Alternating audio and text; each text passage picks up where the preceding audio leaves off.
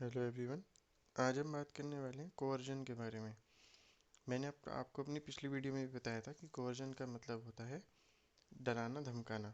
आज हम उसको और अच्छे से समझते हैं।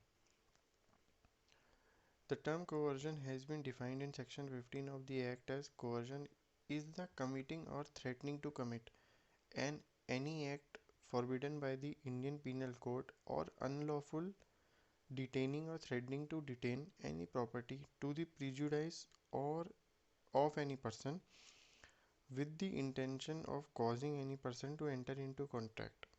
इसका सीधा सीधा मतलब ये है किसी को डरा के धमका के कोई भी बात मनवाना जिसको कि फॉरबिडन यानी कि जिसको कि इंडियन पीनल कोड के द्वारा कहा गया है कि ऐसा नहीं करना है। फॉरबिडन यानी कि नहीं करना है, जो कि अनलॉफुल है। किसी को डिटेन करना यानी कि किसी को डराना धमकाना, किसी को धमका के कोई बात मनवाना, किसी प्रॉपर्टी या किसी भी चीज़ को लेने देने के लिए, जो कि इवेंचुअली आगे जाके एग्रीमेंट बन जाएगा। एक्सप्लेनेशन हमें क्या कहती है? It is immaterial whether the Indian Penal Code is or is not the force in the place where the coercion is employed. From the above definition, the coercion given in section 15 is said to be caused by coercion when it is obtained by any one of the following: committing or threatening to commit, ठीक है, unlawful detaining or threatening to detain the property by other. Coercion may come from a person, party to the contract, or even third party not connected with the contract directly। बिल्कुल सही। ऊपर वाली बात से हमें सिर्फ दो पॉइंट निकलते हैं। पहली बात है committing or threatening to commit. किसी को कुछ काम करवाना या डरा धमका के उस काम को करवाने के लिए मनवाना, उसको हम कोवर्जन मानेंगे। या फिर unlawful detaining and threatening to detain, यानी कि किसी को मारना या मारने की धमकी देना किसी काम को करवाने या ना करवाने के लिए, उसे हम कोवर्जन कहेंगे। और कोवर्जन जिन दो लोगों के बीच में बात हो रही है उन दोनों के बीच में भी हो सकता है, या कोई थर्ड पार्टी के बीच में भी हो सकता है। यानी कि कोई सामने वाला बंदा आके बोले कि भाई आप वो प्रॉपर्टी नहीं खरीदोगे वरना मैं आपको मारूंगा, वो भी हम कोवर्जन के अंदर ही गिनेंगे।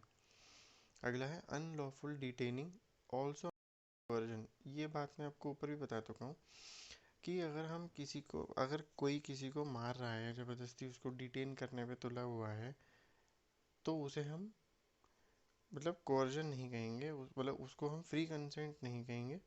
वो आपकी कोवर्जन के अंदर ही आ जाएगा कि उसको उसने डराया धमकाया, उसके बाद ही उससे काम करवाया। अगला है effect of coercion when the consent is. पहले हम एक बार डिटेन की डेफिनेशन देख लेते हैं कि क्या कह रहा है।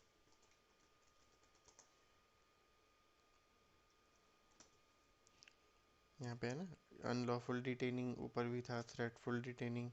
डिटेन का मतलब है to stop somebody from leaving a place और टू डिले समबडी। इसका मतलब ये हो गया कि किसी को डरा धमका के भगाना या मारना पीटना। भाई मार पीट के कोई बात कि तू जा यहाँ से। Effect of coercion when the consent is caused by coercion, fraud, misrepresentation, the agreement is avoidable at the option of the party when consent was so caused. The aggrieved party may not opt to rescind the contract. If the aggrieved party seeks to rescind the contract, he must restore the benefits so obtained under the contract from other party। इसका साफ साफ ये मतलब है कि जिस आदमी या जिस पार्टी के द्वारा कोवर्जन करी गई, यानी कि जिस पार्टी के द्वारा डराना धमकाने का काम किया गया, वो पार्टी कॉन्ट्रैक्ट को कैंसिल नहीं कर सकती। लेकिन सामने वाली पार्टी जो पहले से उसमें इन्वॉल्व है, उसको फोर्स किया जा रहा है, तभी तो कॉन्ट्रैक्ट में कोवर्जन आया।